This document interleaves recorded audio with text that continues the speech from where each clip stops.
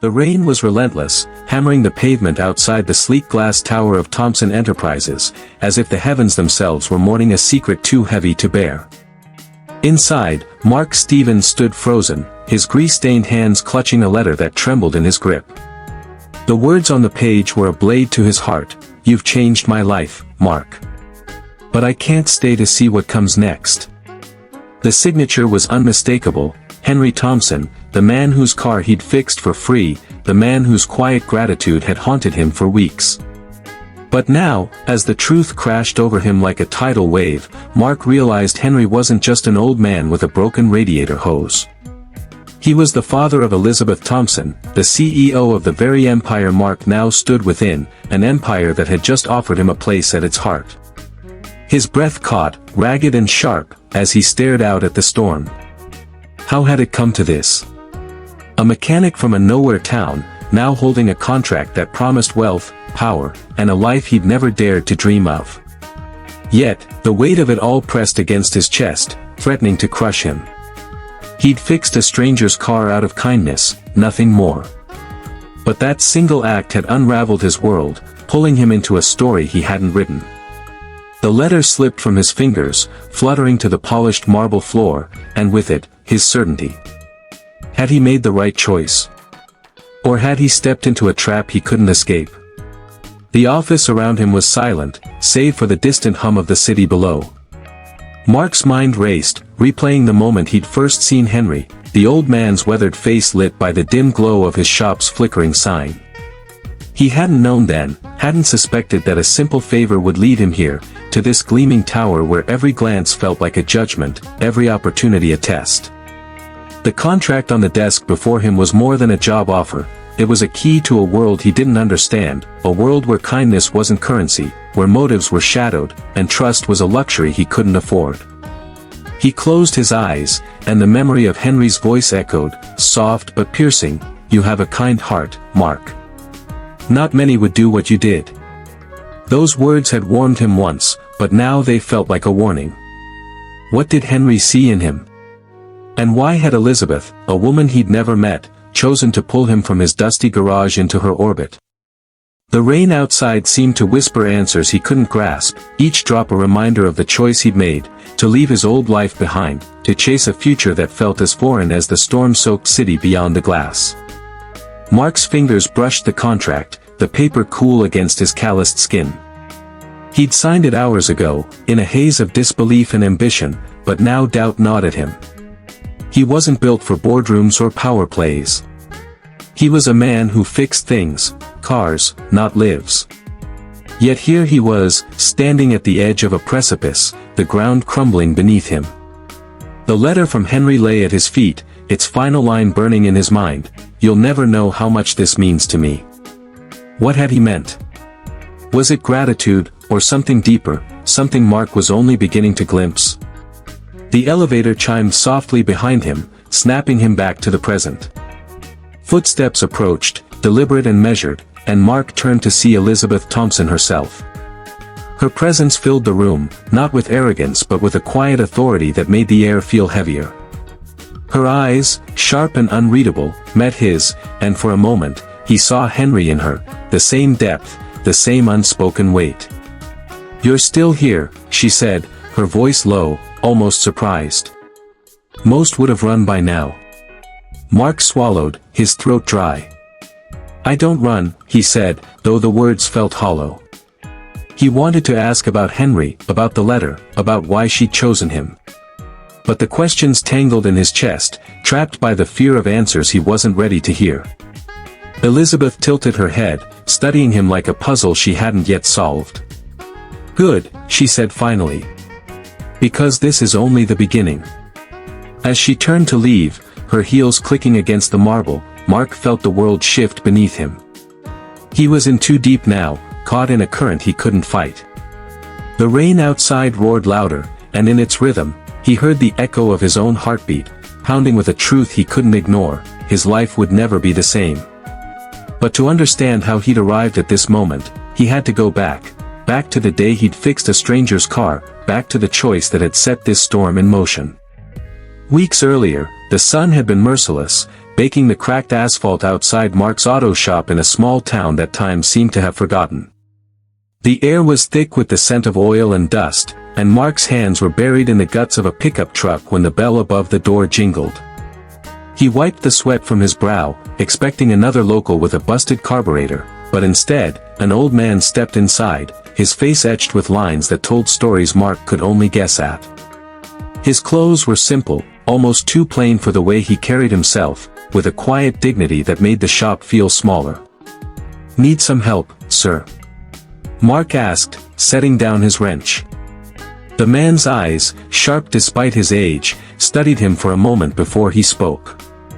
"My car broke down just outside town," he said, his voice steady but soft, like he was used to being heard without raising it. "I'd appreciate it if you could take a look." Mark nodded, grabbing his toolbox, and followed the man to a sedan parked haphazardly on the shoulder of the road. It was old, unremarkable, the kind of car you'd pass without a second glance. But something about the man made Mark pause, a feeling he couldn't name, like the air before a storm. Under the hood, the problem was clear, a radiator hose, split clean through. An easy fix, one Mark had done 100 times. "Won't take long," he said, already reaching for a spare hose. The old man watched him work, silent but attentive, his gaze heavy with something Mark couldn't place. "You don't have to pay for this," Mark said as he tightened the last clamp, the words slipping out before he could think. "It's a small thing. I've got you covered." The old man's lips curved into a faint smile, but his eyes didn't waver. "That's kind of you," he said, and there was a weight to his words, like they carried more than gratitude. Mark shrugged, uncomfortable with the praise. "Just doing my job," he said, wiping his hands on a rag. But the man shook his head, his voice dropping lower. "No, Mark. It's more than that. You've got a good heart." Mark froze, startled by the use of his name. He hadn't introduced himself, had he? But before he could ask, the man extended his hand. "Henry," he said simply, and Mark shook it, feeling the strength in the old man's grip, the kind that came from a life of hard work, not just age. They stood there for a moment, the sun beating down, the world quiet except for the hum of cicadas in the distance. Then Henry turned to his car, pausing at the door. "I won't forget this," he said, and the words lingered, heavy with a promise Mark didn't understand. As the sedan pulled away, dust swirling in its wake, Mark stood rooted to the spot, a strange unease settling in his chest. He told himself it was nothing, just an old man passing through, just another day in a life that never changed. But as he walked back to the shop, the weight of Henry's gaze followed him, like a shadow he couldn't shake. That night, as he sat in his cramped apartment, the hum of the refrigerator his only company, he couldn't stop thinking about the encounter. Who was Henry? And why had his words felt like a key to a door Mark hadn't known existed? Days passed, and the memory of Henry faded, buried under the grind of work and the monotony of small-town life. Mark fixed cars, paid bills, and ignored the ache in his back that grew worse with each passing year. He was 38, but some days he felt older, worn down by a life that offered little beyond the next paycheck. He'd always believed in doing right by people, in fixing what was broken without asking for more than he deserved.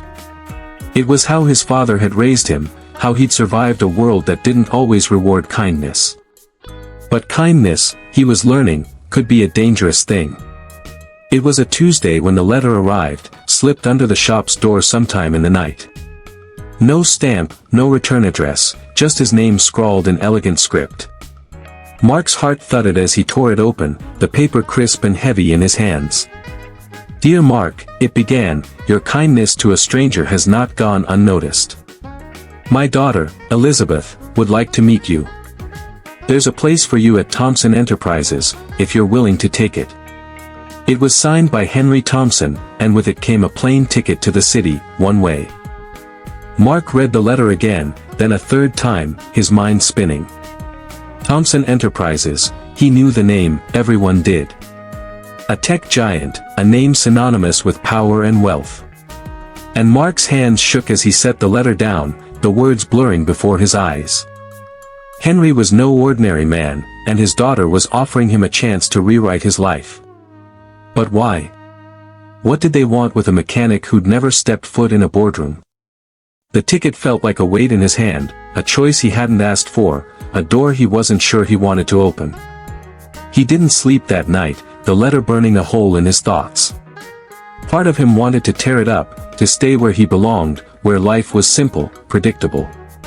But another part, the part that had always wondered what lay beyond the horizon, whispered that this was his chance, his one shot to be more than a man who fixed cars. By morning, he'd made his decision. He packed a bag, locked the shop, and boarded a plane to a city he'd only seen in movies, a city that would swallow him whole if he let it. The city was a beast, all noise and motion, a far cry from the quiet of his hometown. Mark felt like a stranger in his own skin, his work boots out of place on the polished floors of Thompson Enterprises. Elizabeth had met him that first day, her handshake firm, her smile guarded. "My father speaks highly of you," she'd said, and Mark had nodded, unsure how to respond. She'd offered him a job, leading a team, overseeing operations, a role he was woefully unprepared for. "You'll learn," she'd said, as if it were that simple. And so he'd signed the contract, trading his old life for a gamble on a future he couldn't see. Now, standing in her office, the rain a curtain between him and the world, Mark wondered if he'd been a fool. The letter from Henry, the job, Elizabeth's cryptic words, it all felt like a puzzle with pieces he didn't have. He bent to pick up the letter from the floor, its words a lifeline and a curse. "You've changed my life," Henry had written, but Mark didn't feel changed. He felt lost, adrift in a storm of his own making.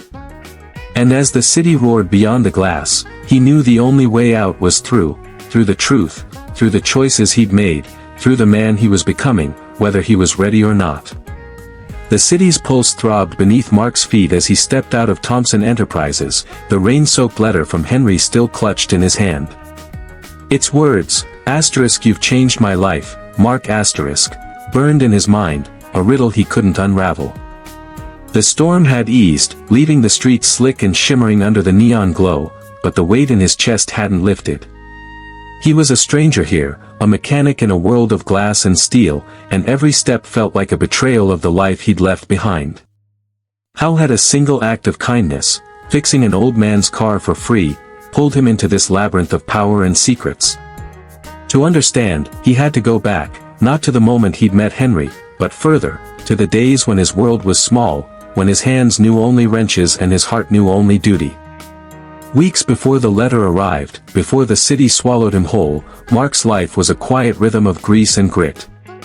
His shop sat on the edge of a town too small for a stoplight, its faded sign creaking in the wind. The air was always heavy with the scent of motor oil, and the radio played the same country tunes his father had loved, a reminder of the man who taught him to fix what was broken, no matter the cost. Mark was 38, but the years had carved deeper lines into his face, each one a story of long hours and longer nights. He didn't dream of more, not wealth, not fame, just a life where the bills were paid and the work was honest. That was enough, or so he told himself. It was a Thursday, the kind of day that blurred into every other, when the bell above the shop door chimed. Mark was under a pickup, wrestling with a stubborn bolt, and he cursed softly as he slid out, wiping his hands on a rag. He expected a regular, maybe Mrs. Carter with her rattling minivan, but instead, a stranger stood in the doorway. The man was old, his shoulders slightly stooped, but there was a strength in his posture, a quiet command that made the room feel smaller. His clothes were plain, a worn jacket and slacks, but his eyes were sharp, like they could see through Mark to the bones beneath. "Car trouble?" Mark asked, standing to meet the man's gaze. The stranger nodded, his voice low and measured. "Broke down just outside town. I'd be grateful if you could take a look." There was something in his tone, a warmth that didn't match the weariness in his face, and Mark felt a flicker of curiosity. He grabbed his toolbox and followed the man to a sedan parked on the shoulder, its hood already propped open. The car was old, unremarkable, but the man's presence made it feel like more, like it carried secrets in its rusted frame. Mark knelt by the engine, the sun hot on his neck, and spotted the problem immediately: a radiator hose, cracked and leaking. "Simple fix," he said, glancing up. The man, Henry, he'd later learn, watched him work, silent but attentive, his hands folded as if in prayer. Mark didn't mind the scrutiny, he was used to it, the way people studied him, waiting for a bill or a catch. But Henry's gaze was different, heavy with something Mark couldn't name, like the weight of a promise unspoken. As he replaced the hose, Mark's mind wandered to the shop, to the stack of unpaid invoices on his desk, to the ache in his back that no amount of rest could ease. He was tired, not just of the work, but of the life that seemed to stretch endlessly before him, a road with no turns. Yet here he was, fixing a stranger's car, because it's what he did, what he'd always done. "No charge," he said as he tightened the final clamp, the words slipping out like a reflex. "It's a small thing. You're good to go." Henry's eyes softened, and for a moment, Mark thought he saw something flicker there: gratitude, yes, but also something deeper, something that made his skin prickle. "That's kind of you," Henry said, his voice thick with an emotion Mark couldn't place. "Not many would do that for a stranger." Mark shrugged, uncomfortable with the praise, and wiped his hands on his jeans. "Just doing what's right," he said, but the words felt small, inadequate against the weight of Henry's gaze. They shook hands, Henry's grip firm despite his age, and Mark caught a glimpse of calluses on the old man's fingers, the kind that came from years of labor. "Henry," the man said, offering his name like a gift. Mark nodded, storing it away, though he didn't expect to need it. Strangers passed through all the time, their faces blurring into the monotony of his days. But as Henry climbed into his car, he paused, one hand on the door. "You've got a good heart, Mark," he said, and the sound of his name, spoken without introduction, sent a chill down Mark's spine. Before he could respond, the sedan pulled away, leaving only dust and questions in its wake. Back in the shop, Mark tried to shake the encounter, but it clung to him like oil on his skin. He worked through the afternoon, the radio's twang a poor distraction, and by evening, he was alone with his thoughts. The shop was his world, its walls lined with tools that had belonged to his father, its floor stained with years of spills and sweat. He'd inherited it at 22, after his father's heart gave out, and he'd carried it like a duty, a debt he could never repay. But lately, the weight of it felt heavier, the pride he'd once felt dulled by the grind of survival. He locked up and walked to his apartment, a one-bedroom above the hardware store, its walls bare except for a photo of his parents, smiling in a time he barely remembered. Dinner was a microwave meal, eaten in silence, and as he sat on the sagging couch, Henry's words echoed, "You've got a good heart." They should have warmed him, but instead, they stirred a restlessness he hadn't felt in years. Who was Henry? And why had his gratitude felt like a mirror, reflecting a man Mark didn't recognize? The days that followed were a blur of routine, cars in, cars out, the same complaints, the same fixes. But Henry's visit had cracked something open, a fissure in the life Mark had accepted as his own. He found himself glancing at the road, half expecting the old sedan to reappear, though he didn't know why. At night, he dreamed of open highways, of places he'd never seen, and woke with a longing he couldn't name. He told himself it was nothing, just a strange encounter, just a moment that would fade. But deep down, he knew better. Something had shifted, something he couldn't undo. It was a week later when the letter arrived, slipped under the shop's door in the dead of night. Mark found it at dawn, his name written in elegant script, and his heart thudded as he tore it open. "Dear Mark," it began, "your kindness to a stranger has not gone unnoticed." The words were a spark, igniting a fire he hadn't known was smoldering. Henry Thompson wasn't just an old man, and the offer from his daughter, Elizabeth, wasn't just a job. It was a door, one that led to a world Mark wasn't sure he belonged in, a world that would test everything he thought he knew about himself. As he stood in the city now, the letter crumpled in his fist, Mark felt the pull of that moment in the shop, the moment he'd chosen kindness over caution. He hadn't known then that it would lead him here, to a tower of glass and ambition, to a life that felt like a stranger's. But to understand the truth, he had to keep going back, to the choices that had shaped him, to the man he'd been before Henry's car broke down and set this storm in motion. The city's neon glow flickered through the window of Mark's temporary apartment, a sterile box high above the streets where he now lived. He sat on the edge of the bed, the letter from Henry Thompson open on the nightstand, its words a haunting refrain, "You've changed my life, Mark," but it wasn't just Henry's life that had changed. Mark's world, once confined to the familiar hum of his small-town shop, had shattered, replaced by a labyrinth of glass towers and unspoken expectations. He was no longer just a mechanic, he was a man caught in a story he hadn't chosen, a story that began with a single act of kindness and now threatened to consume him. To understand how he'd reached this precipice, he had to trace the thread back further, to the days after Henry's visit, when the first cracks in his old life began to show. The letter had arrived like a thief in the night, slipped under the shop's door with no warning. Mark had found it at dawn, his name scrawled in elegant script, and his hands trembled as he read the words inside. Your kindness to a stranger has not gone unnoticed.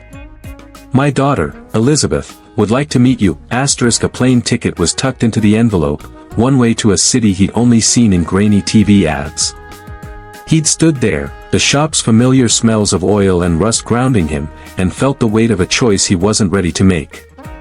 Henry Thompson wasn't just an old man with a broken car, he was connected to Thompson Enterprises, a name that carried the kind of power Mark had only glimpsed from afar. He'd spent that day in a daze, the letter burning a hole in his pocket as he worked on a customer's sedan. The shop was his anchor, its walls lined with his father's tools, its floor scarred by years of labor. He'd taken over at 22, after his father's heart gave out, and poured himself into it, believing hard work could fill the void. But the letter was a siren call, promising a life beyond the grind, beyond the ache in his back and the unpaid bills stacking up on his desk. He was 38, and the years stretched ahead like a road with no end. Could he stay here, fixing cars until his hands gave out, or did he dare to chase something more? That night, he sat in his apartment, the letter spread out on the kitchen table next to a half-eaten microwave meal. The photo of his parents stared down from the wall, their smiles frozen in a happier time. His father had always said, "Do what's right, Mark, and the world will take care of you," but the world hadn't taken care of him, not when his mother left, not when his father died, not when the bank threatened to take the shop. Yet Henry's words, "You've got a good heart," had stirred something, a flicker of hope he hadn't felt in years. What if this was his chance, the world finally keeping its promise? He didn't sleep, the letter's weight pressing against his chest. By morning, he'd made his choice. He packed a bag, locked the shop, and drove to the airport, his heart pounding with equal parts fear and exhilaration. The plane ride was a blur, the city unfolding beneath him like a map to a foreign land. When he landed, a driver was waiting, holding a sign with his name. The car took him to Thompson Enterprises, a tower of glass that seemed to pierce the sky, and Mark felt like a trespasser, his work boots out of place on the polished marble. Elizabeth Thompson met him in a conference room that smelled of leather and ambition. She was younger than he'd expected, her presence sharp and commanding, but her eyes held a warmth that reminded him of Henry. "My father speaks highly of you," she said, her handshake firm.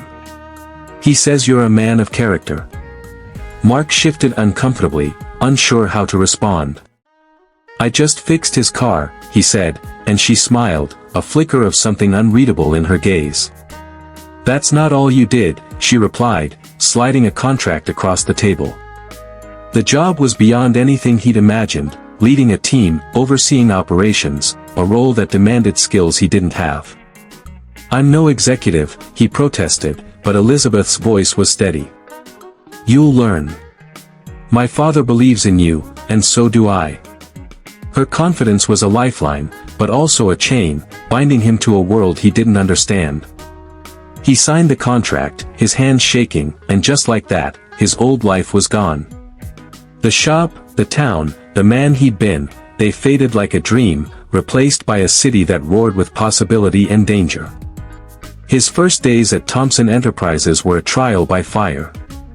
The office was a maze of jargon and politics, colleagues eyeing him with curiosity or suspicion.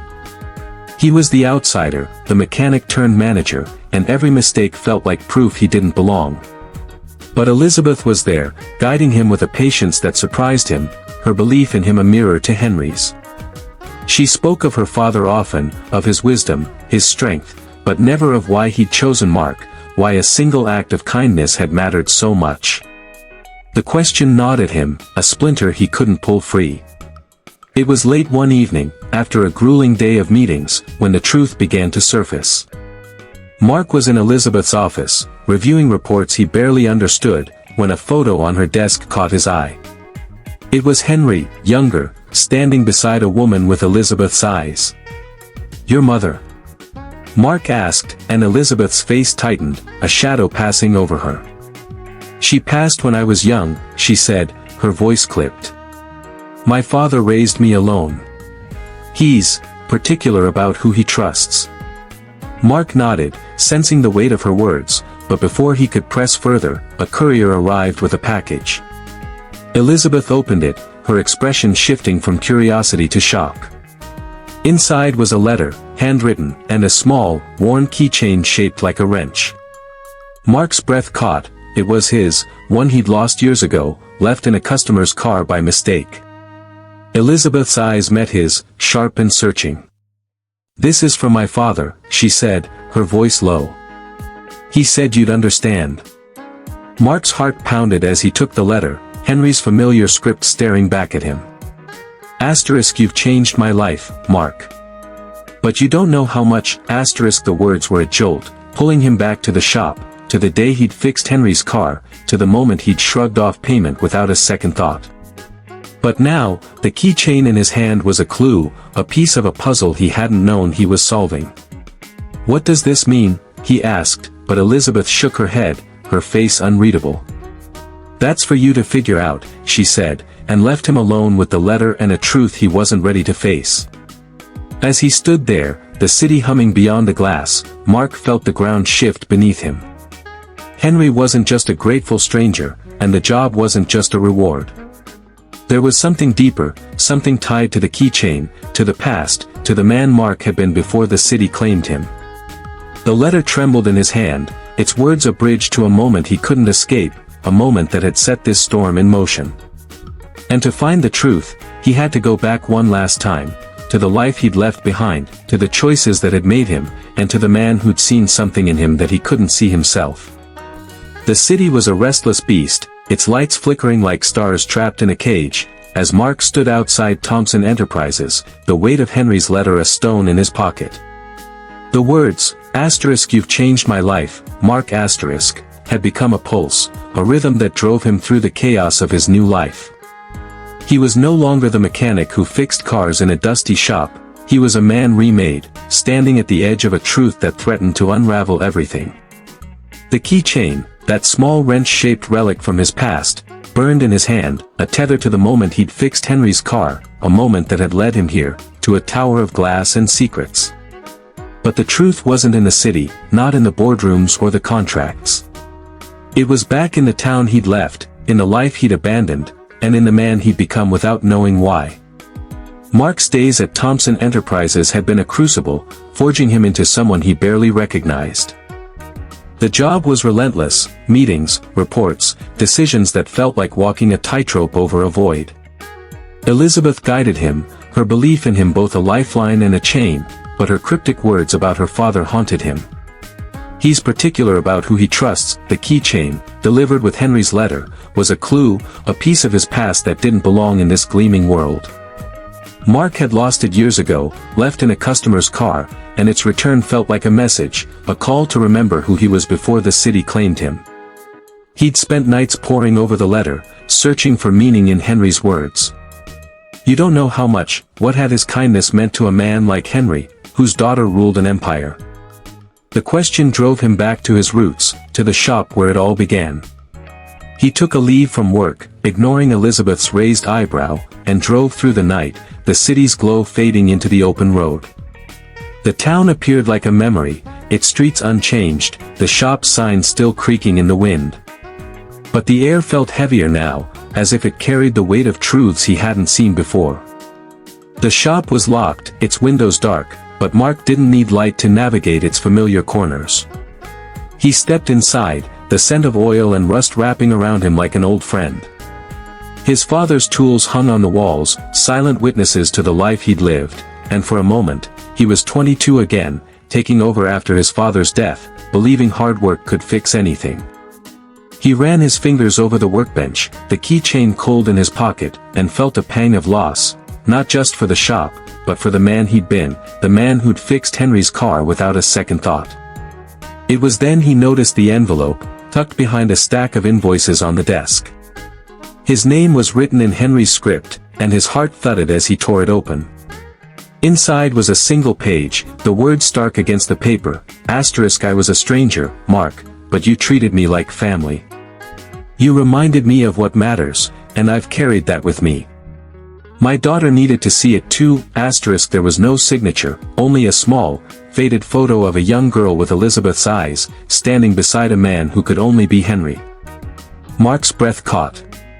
The photo was a bridge, connecting the past to the present, the shop to the city, his kindness to the life he now lived. He sank into the chair, the photo trembling in his hand.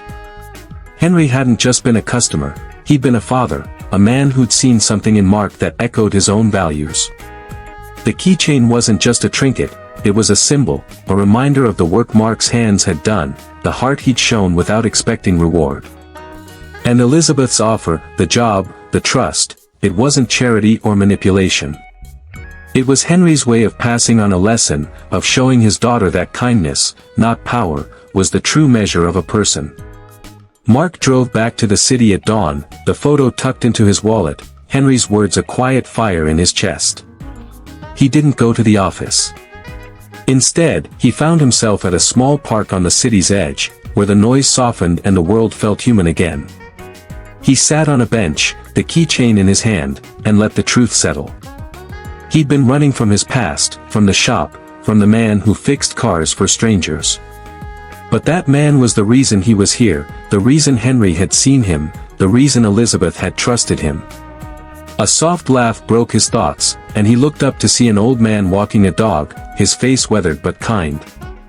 Their eyes met, and the man nodded, a small gesture that felt like an echo of Henry's gratitude. Mark's throat tightened. He'd spent weeks chasing answers, but they'd been with him all along, in the work he'd done, in the heart he'd shown. He stood, the keychain slipping back into his pocket, and knew what he had to do. He returned to Thompson Enterprises, the tower no longer a beast but a place where he could belong.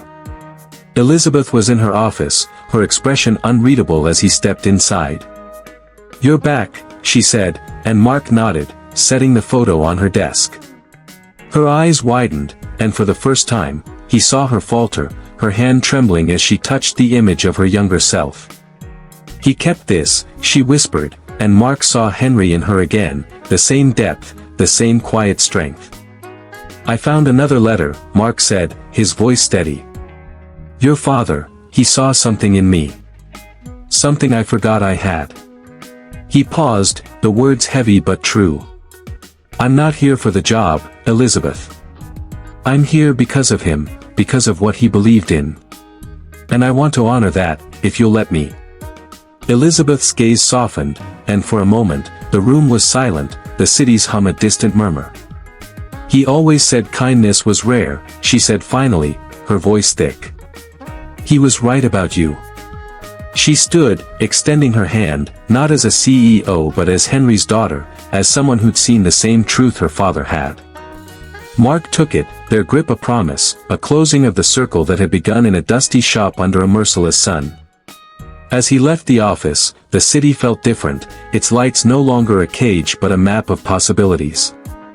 Mark wasn't the mechanic he'd been, nor the executive he'd tried to become. He was something new, shaped by a stranger's gratitude, by a father's faith, by a daughter's trust. The keychain rested in his pocket, a reminder of the man he'd always been, and the man he could still be. He stepped into the street, the air cool against his skin, and for the first time, he wasn't running, not from his past, not from his future. He was home, in the life he'd built, in the heart he'd never lost, in the kindness that had changed everything.